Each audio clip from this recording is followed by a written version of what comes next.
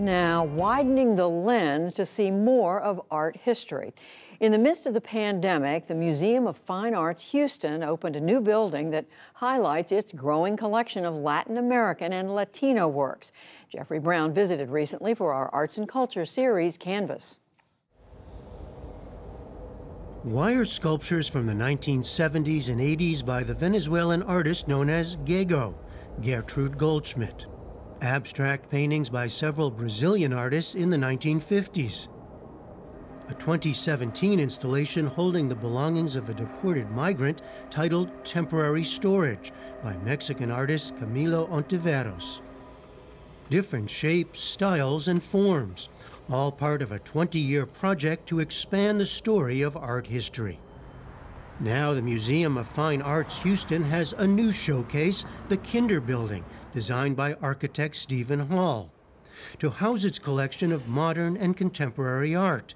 And a full quarter of it, everywhere you look, is by Latin American or Latino artists. Curator Mari Carmen Ramirez. That's a statement in itself, isn't Absolutely, it? absolutely. And it's a statement that very few museums in this country can make. And why is it an important statement for this museum, for you?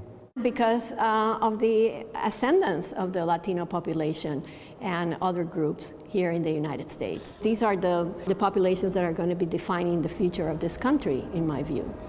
And so it's important for the museum to position itself in that debate. And then these are exponents of... Since coming to the museum in 2001, Ramirez, who was born in Puerto Rico, has helped build an enormous collection of works little known to the American public and rarely seen in most U.S. museums. What did you want people coming to this museum and Americans more generally to know about Latin American art? I wanted them to know that Latin Americans were not just practitioners of 20th century art, that they actively contributed new ideas and new approaches. Because we have, in this field, we have been fighting from the very beginning against the notion that Latin American art is derivative of US or European art. That everything that Latin Americans did was to follow Picasso or Mondrian or Rauschenberg or many of the artists, and that's a fallacy. Americans might know the great Mexican muralists like Diego Rivera, and the painter Frida Kahlo is a phenomenon unto herself. But beyond Frida, the Houston Museum expands the picture dramatically to Brazilian abstractionists from the 1950s and 60s like Ligia Clark. It is what she called a bicho, which is translated as critter. It is about the sensorial experience of manipulating the object. And in a very different mode, there's the Argentinian Antonio Berni's painting with found objects, including street trash, a commentary on the migration of the poor from the countryside to the city. But the idea is that this is the reality that these people live, and so what better way, to represent, their plight, than to use the same garbage and the same trash that they're exposed to every day. The concern with social issues has continued in more recent years, as in Mexican artist Teresa Margolles' harrowing Lote Bravo from 2005. 400 adobe bricks made from the earth where bodies of murdered women were found, the femicides in Ciudad Juarez. She picked up earth from those places, and then working with an artisan, they produce these bricks. And they're so each one represents a woman. Each one represents a woman. You can think of it as a memorial, but you can also think of it as a cemetery. A big focus for the collection now, art by American-born artists of Latin American descent, already numbering more than 400 works by some 70 artists, like Houston-based Vincent Valdez's painting of a young man suspended in the air from his series titled Stranger Fruit.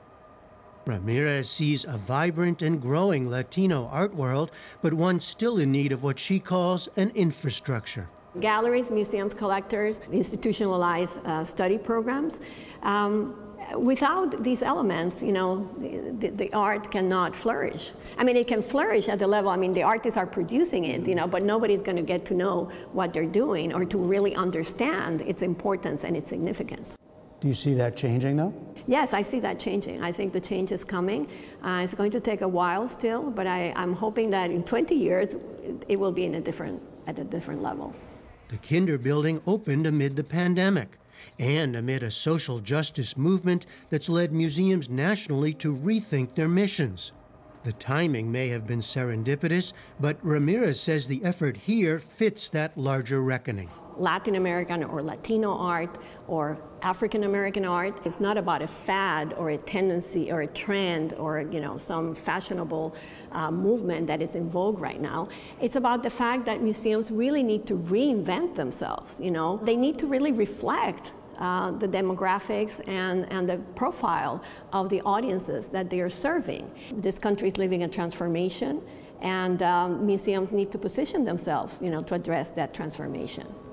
A new world, just as artists like Argentinian Yula Kosuge have long been dreaming of and creating, now for all to see.